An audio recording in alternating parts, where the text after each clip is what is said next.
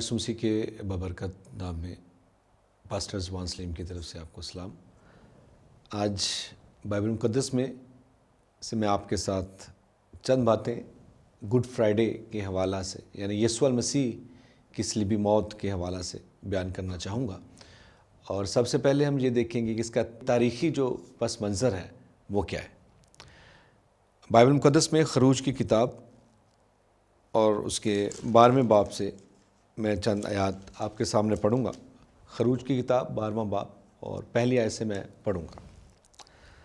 لکھا پھر خداوند نے ملک مصر میں موسیٰ اور ہارون سے کہا کہ یہ مہینہ تمہارے لیے مہینوں کا شروع اور سال کا پہلا مہینہ ہو۔ خداوند بنی اسرائیل سے کلام کر رہا ہے کہ یہ سال کا آغاز ہو اور first month of the year ہو۔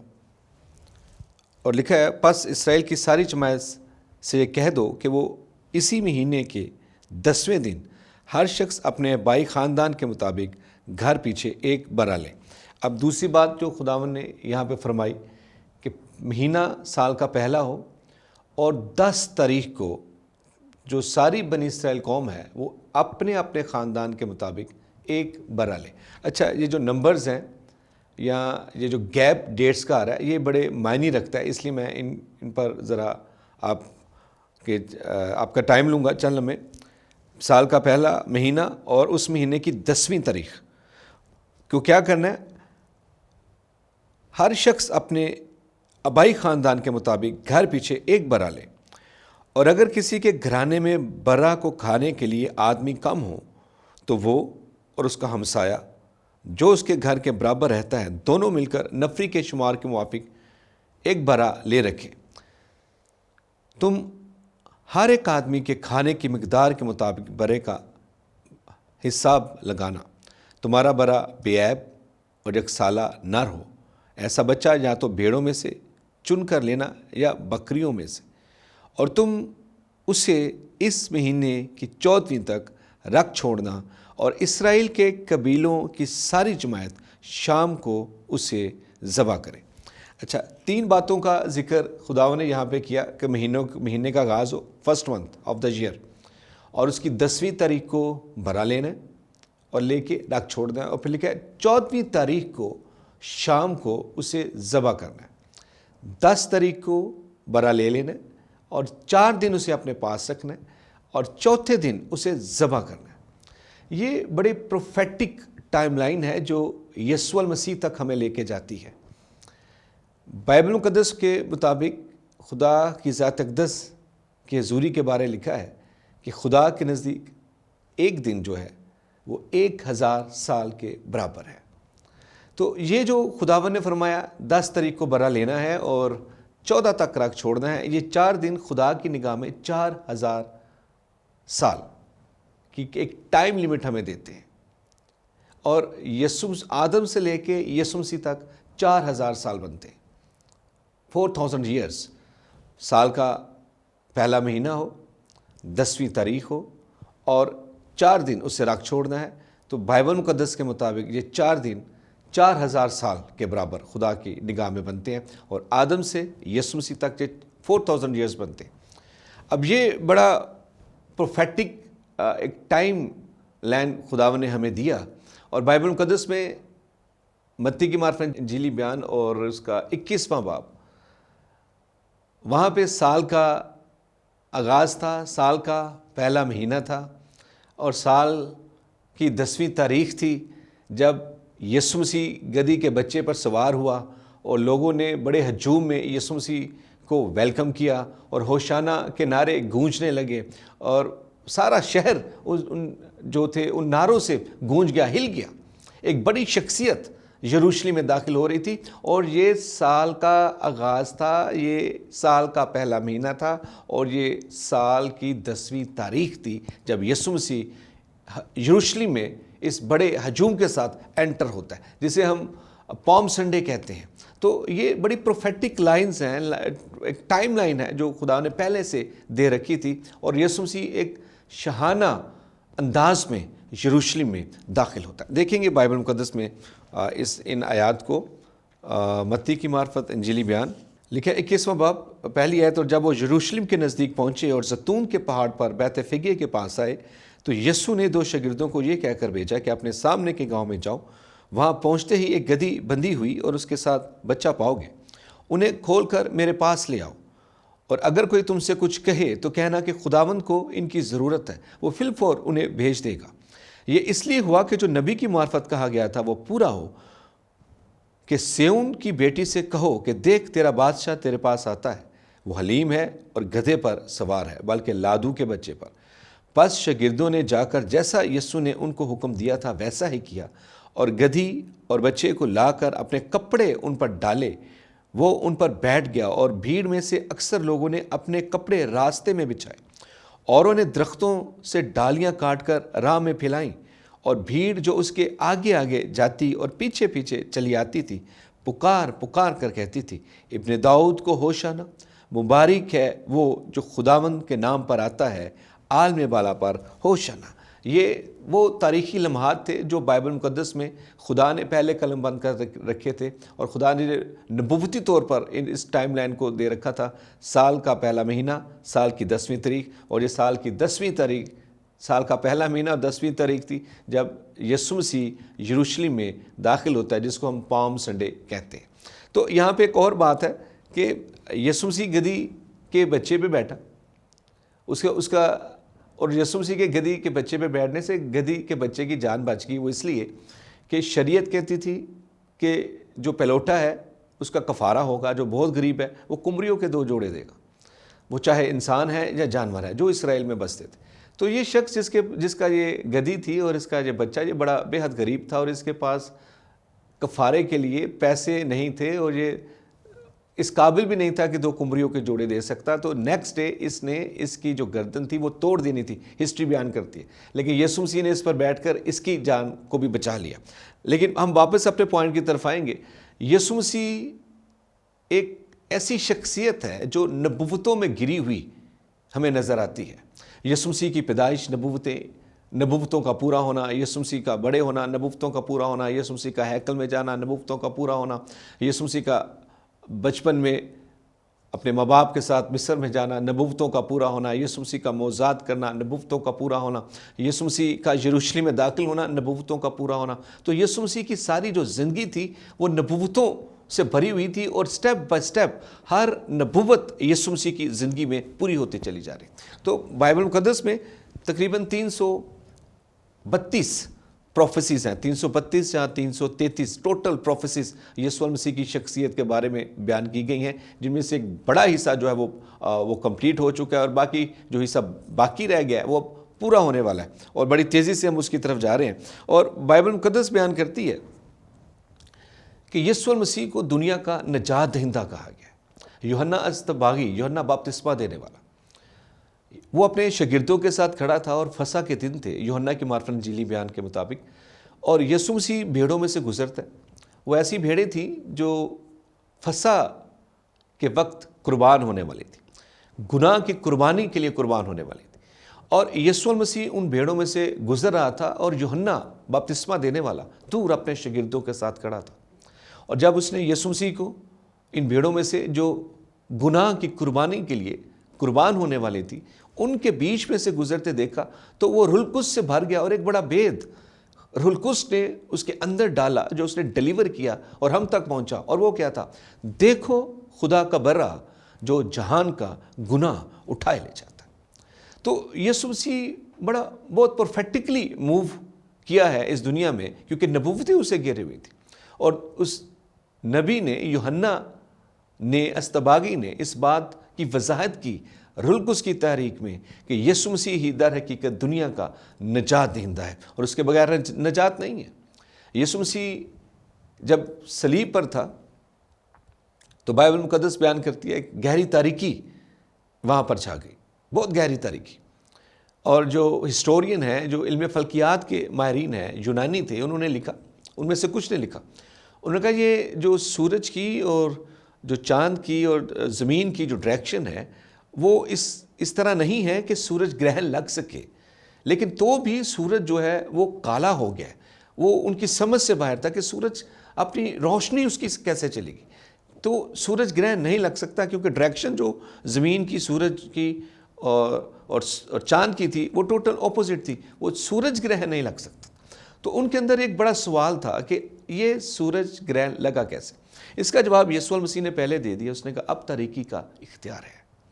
تو یسوع المسیح جب صلیب پر تھا تو ابلیس نے اور اس کی فوج نے اور اس کے گرہ گئے فرشتوں نے بڑی کوشش کی کہ یسوع مسیح کی روح کو، جیسے دوسرے لوگوں کی روحوں کو وہ پتال میں لے کر گئے، اسے لے کر جا سکے، لیکن وہ شاید بھول گئے کہ یسوع المسیح نبیوں میں وہ واحد شخصیت تھی جس نے آزادانہ اور دلیرانہ اس بات کا اظہار کیا تھا کہ مجھے اپنی جان دینے کا بھی اختیار ہے اور اسے پھر واپس لینے کا بھی اختیار ہے۔ اور یسوع مسیح نے جب تک 7 کلمات ادا صلیب پر نہیں کر دیے، وہ صلیب پر رہا، اور 7واں جو کلمہ تھا یسوع المسیح کا وہ یہی تھا، اے باپ میں اپنی روح تیرے ہاتھوں میں سونپتا ہوں۔ تو یسوع مسیح واحد شخصیت تھی جسے صلیب پر بھی اپنی جان پر مکمل کنٹرول حاصل تھا۔ تو یسوع مسیح نے جو صلیب پر جو گفتگو کی، کلمات ادا کیے، وہ معافی کا، نجات کا اور ذاتی تعلق اس کی والدہ کے ساتھ، پھر اس کا ترک ہونا جس میں یسوع المسیح نے کہا اے باپ تو نے مجھے کیوں چھوڑ دیا، پھر اس کی اپنی بدنی تکلیف جس میں سے وہ گزرا، جس کے بارے زبور نویس لکھتا ہے میری زبان میرے تالو سے چپک گئی، جس میں یسوع المسیح نے پانی کو مانگا، اور یہ فزیکل تھا، فزیکلی پیاس تھی۔ بعض لوگ کہتے ہیں کہ جی یہ فزیکل پیاس نہیں تھی، یہ روحانی پیاس تھی۔ سم ہاؤ ہم اس بات کو نہیں چھیڑیں گے، لیکن جو بائبل بیان کرتی ہے، جو زبوروں میں لکھا ہے کہ میری زبان میرے تالو سے چپک گئی، تو انسان جب بہت زیادہ پیاسا ہو اور پانی بھی نہ ملے تو اس کی زبان جو وہ تالو سے بار بار چپکتی ہے۔ تو یہ فزیکل تھرسٹ تھی، یہ جسمانی پیاس تھی، جس تکلیف تھی جس میں سے یسوع المسیح گزرا۔ پھر یسوع المسیح نے اپنی اس صلیبی کلمات میں فتح کا اعلان بھی کیا، اٹ از فنشڈ۔ اس نے کہا تمام ہوا، وہ کام جو وہ کرنے کے لیے زمین پر آیا تھا، اور ایک وسیع ٹاپک اور ایک وسیع یہ مضمون جو بے شمار باتوں کو اپنے اندر سمیٹے ہوا ہے، یسوع المسیح نے فرمایا تمام ہوا۔ اور یسوع المسیح کے ان الفاظوں میں ایک بات ہمیں بڑے زوروں سے ملتی ہے کہ ہمت نہیں ہارنی چاہیے۔ جو کام خدا نے آپ کو سونپے آپ نے اسے ہر صورت کرنا ہے۔ جس کام کی توقع خدا آپ سے لگاتا ہے وہ آپ نے ہر صورت اس کو کمپلیٹ کرنا ہے۔ یسوع مسیح نے جو توقع خدا باپ نے اس سے لگائی تھی اسے پورا کیا۔ حالانکہ بائبل مقدس میں یسایہ کا صحیفہ 53 باب میں لکھا ہے اسے پسند آیا کہ اسے کچھ لے۔ تو یسوع مسیح نے اس کام کو جو خداوند کی ذات تقدس اس سے لینا چاہتی تھی اسے بھاگا نہیں ہے، چاہے وہ کانٹوں کا تاج تھا اس نے پہنا، کوڑوں کی مار تھی اس نے کھائی، وہ اس سے پیچھے نہیں ہٹا، وہ صلیب کی طرف بڑھتا رہا، اور آخر کار جب وہ صلیب پر لٹکا دیا گیا تو بھی وہ اپنے مشن پر قائم رہا، اس سے پیچھے نہیں ہٹا۔ اس نے بڑی سسٹمیٹکلی طریقے سے اسٹیپ بائی اسٹیپ ہر ایک کلمے کو ادا کیا، ہر ایک نبوت کو پورا کیا۔ یہ بے حد ضروری بات ہے جو یسوع مسیح کے سفر میں ہمیں نظر آتی ہے۔ خاص کر آپ جو خدمت میں ہیں، آپ جو پاسمن ہیں یا ایونجلسٹ ہیں، یا آپ کہتے ہیں خدا نے آپ کو خدمت کے لیے بلایا ہے، یہ یاد رکھیں آپ نے اس کام سے پیچھے نہیں ہٹنا جو خدا آپ سے لینا چاہتا ہے، چاہے اس میں کانٹوں کا ذکر بھی ہو یا کوڑوں کی مار جیسی تکلیف بھی ہو، آپ نے اس خدمت سے پیچھے نہیں ہٹنا، آپ نے اس گول کو پورا کرنا ہے جو خداوند نے آپ کو دیا ہے۔ اب بائبل مقدس میں جو گناہ کی قربانی ہے وہ بے حد ضروری تھی، اور بائبل مقدس میں لکھا ہے، چند باتوں کا بیان کروں گا۔ صلیبی موت کے ذریعہ سے خدا چاہتا تھا کہ ہمیں ریسکیو کرے، ہمیں بچائے، ہمیں چھڑائے، گناہ سے چھڑائے۔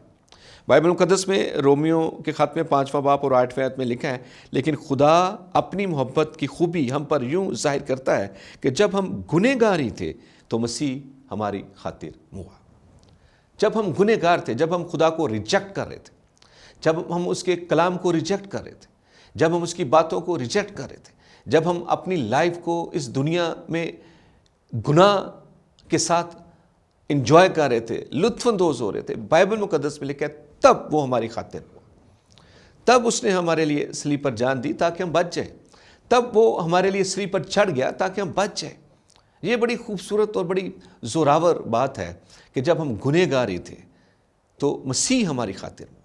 دیکھیں انسان ہونے کے ناطے جو ہیومن نیچر ہے، ریسنٹلی آپ جو آپ کے خلاف ہے آپ نہیں جائیں گے، آپ اس کے ساتھ نیکی کریں، حالانکہ یہ ببلیکل نہیں ہے۔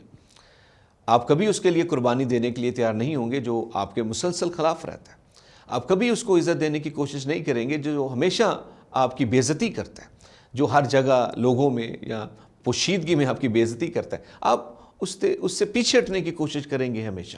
لیکن خدا کی ذات اقدس کو دیکھیں کہ جب ہم اسے ریجیکٹ کر رہے تھے، ہم اس کے کلام کی بے حرمتی کر رہے تھے۔ یہ بے حرمتی ہے جب خدا کا کلام آپ سے کوئی بات کہے، آپ سے کوئی توقع رکھے اور آپ وہ کام نہ کریں، تو یہ بائبل مقدس کی بے حرمتی ہے۔ فار ایگزامپل، وہ بائبل کے آپ نے جھوٹ نہیں بولنا، آپ بولتے ہیں تو یہ کلام کی بے حرمتی ہے۔ بائبل کے آپ نے معاف کرنا اور آپ نہیں کرتے تو یہ کلام کی بے حرمتی ہے۔ تو جب ہم کلام کی بے حرمتی کر رہے تھے، بائبل مقدس بیان کرتی ہے، تب مسیح ہمارے خاطر ہوا۔ تو یہ جو میسیج ہے یہ بڑا زوراور ہے کہ خدا ہمیں، جو ہم گناہ کی حالت میں تھے، ہمیں ریسکیو کرنا چاہتا تھا، ہمیں بچانا چاہتا تھا، ہمیں چھڑانا چاہتا تھا۔ اس لیے اس نے اپنے بیٹے یسوع المسیح کو صلیب پر مارا۔ اور دوسری بات، اور خدا کی یہ ڈیزائر رہی کہ ہم اس کے قریب جائیں۔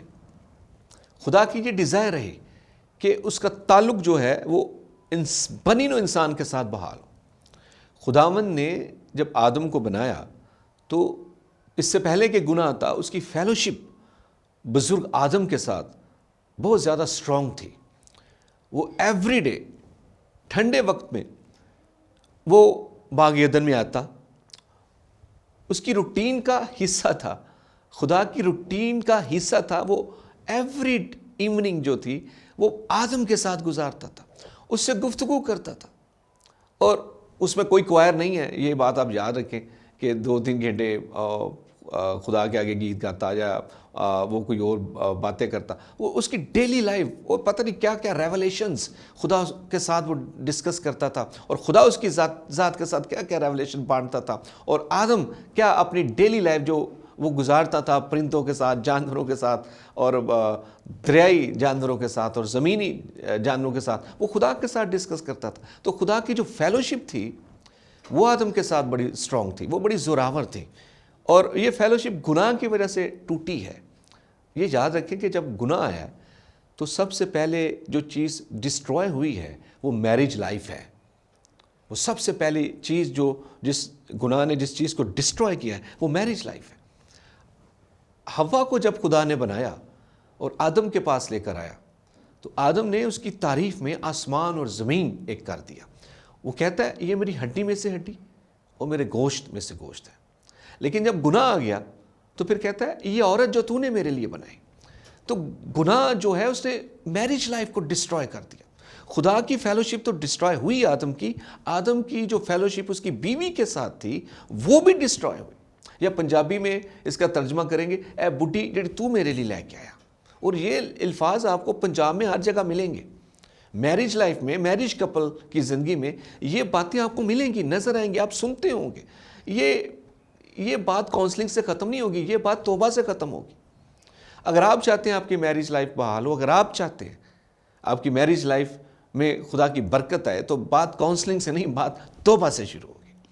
پھر گناہ کی وجہ سے خدا کے ساتھ بھی فیلوشپ آدم کی وہ نہ رہی جیسی تھی، اور اس کی اپنی بیوی حوا کے ساتھ بھی اس کی ویسی فیلوشپ نہ رہی۔ تو بائبل مقدس بیان کرتی ہے خدا انسان کے ساتھ اس فیلوشپ کو بحال کرنا چاہتا تھا، اس لیے یسوع المسیح نے صلیب پر جان دی۔ حوالہ دیکھیں گے بائبل مقدس میں سے، پہلا پطرس 3 باب 18 لکھا ہے، اسی لیے کہ مسیح نے بھی، یعنی راست باز نے، نہ راستوں کے لیے گناہوں کے باعث ایک بار دکھ اٹھایا تاکہ ہم خدا کے پاس پہنچے۔ راست باز نے گناہ گاروں کے لیے دکھ اٹھایا تاکہ ہم ہیں، ہم سب کے سب یسوع مسیح کے وسیلہ سے خدا کے پاس پہنچے، فیلوشپ کے لیے پہنچے۔ فیلوشپ اگر آپ نے دیکھنی ہے تو آپ دیکھیں بزرگ نبی موسیٰ کی فیلوشپ خدا کے ساتھ کیسی تھی، کس قدر قریب تھا وہ خدا کے، اور اس کی فیلوشپ خدا کے ساتھ کتنی سٹرونگ تھی۔ تو خدا یسوع المسیح کے ذریعے سے یہ چاہتا ہے کہ وہ ہمارے ساتھ فیلوشپ کرے۔ اگر خداوند آپ سے کلام کرتا ہے تو اس کا یہ مطلب نہیں ہو گیا کہ آپ بڑے نبی ہو گئے، نہیں، نبیوں کے رتبے بڑے ہیں جن کا ذکر بائبل مقدس میں ہے، ان کے بڑے رتبے تھے، لیکن خدا کی ذات اقدس جو چاہے وہ کر سکتا ہے، وہ آج بھی انسانوں سے کلام کرتا ہے، وہ آج بھی چاہتا ہے کہ انسان کے ساتھ اس کا جو رشتہ ہے، اس کی فیلوشپ ہے، وہ بحال ہو، اس لیے یسوع المسیح نے صلیب پہ جان دی۔ اب تیسری بات ایک اور میں بیان کرنا چاہوں گا، یسوع مسیح نے صلیب پر اس لیے جان دی، خون بہایا تاکہ ہمارے گناہ مٹائے جائیں۔ اب آپ کہیں گے کہ یہ کفارے تو پہلے بھی تھے، لیکن جو قربانیاں اسرائیل کرتا آ رہا تھا اس کے بارے میں سیموئیل کی کتاب میں لکھا ہے کہ خدا نے ایلی سے کہا کہ اس کے بچوں کے گناہ اس قدر بڑھ گئے کہ کسی جانور کا خون انہیں بچا نہیں سکتا، تو یہ قربانیاں یہاں پہ فلاپ ہوتی ہوئی نظر آتی۔ وہ خود کاہن ہے، سردار کاہن ہے، اور سارے لوگ اسرائیل اس کے پاس آتے ہیں اپنے جانور لے کے تاکہ وہ ان کے گناہوں کی قربانی دے، لیکن اس کے بچوں کو، اس کے بیٹوں کو کوئی جانور ایسا کوئی نہیں تھا جس کا خون ایلی کے بچوں کو بچا سکتا۔ تو یہ کفارہ یہاں پہ فلاپ ہوتا نظر آتا ہے۔ اور دوسری طرف یہ جو کفارے کے لیے جو ورڈ استعمال ہوئے ہیں ہبریو، کفارہ گناہوں کو ڈھانپتا تھا۔ پرانے عہد نامہ میں بروں کا خون ڈھانپتا تھا، وہ دھوتا نہیں تھا۔ جیسے آپ کے گھر میں ٹیبل ہے، میرے آگے ٹیبل پڑا ہے، اس پہ میں نے کھانا کھایا ہے اور کچھ لکوڈ گر گیا ہے اور یکدم کوئی ملنے آ جائے اور میں اس پہ کپڑا ڈال دوں تو بڑا صاف لگے گا، یہ ٹیبل بڑا صاف لگے گا، لیکن جو وہ داغ ہیں وہ ویسے کہ ویسے وہاں پہ موجود ہیں۔ لیکن یسوع مسیح کا خون ہمارے گناہ ڈھانپتا نہیں ہے، وہ ہمارے گناہ دھو دیتا ہے اور ہمیں اس قابل کرتا ہے کہ ہم خدا کی حضوری میں جا سکیں۔ ایک حوالہ دیکھیں گے بائبل مقدس میں سے، عبرانیوں کا خط 9 باب 22 آیت، تقریباً سب چیزیں شریعت کے مطابق خون سے پاک کی جاتی تھیں اور بغیر خون بہائے معافی نہیں ہوتی۔ بغیر خون بہائے معافی نہیں ہوتی۔ میں آپ کے حوصلے کو بڑھانا چاہوں گا، اگر آپ گناہ میں زندگی گزار رہے ہیں اور اس سے آزاد ہونا چاہتے ہیں تو یسوع مسیح ہے جو آپ کے گناہ آپ کو معاف کر سکتا ہے۔ میرے چرچ میں اپنے آفس میں تھا اور ایک بیٹی آئی اور اس نے مجھ سے گفتگو کی۔ اس نے کہا پادری صاحب میں آپ سے کچھ بات کرنا چاہتی ہوں۔ میں کہا جی ضرور کریں۔ اس نے کہا میں جب بھی دعا کرنے لگتی ہوں یا خداوند میں مضبوطی کے ساتھ آگے بڑھنے کی کوشش کرتی ہوں، ابلیس میرے کمرے میں آتا ہے اور مجھ سے باتیں کرتا ہے اور میرے گناہ مجھے یاد دلاتا ہے، اس کے بعد مجھ سے دعا نہیں ہوتی۔ تو میں نے اس سے کہا کہ اگر وہ آپ کے گناہ آپ کو یاد دلاتا ہے اور اب دوبارہ اگر وہ آپ کے کمرے میں آئے تو اس سے یسوع مسیح کی صلیبی موت کا ذکر ضرور کرنا، کیونکہ وہ آپ سے آدھے سچ کی بات کرتا ہے۔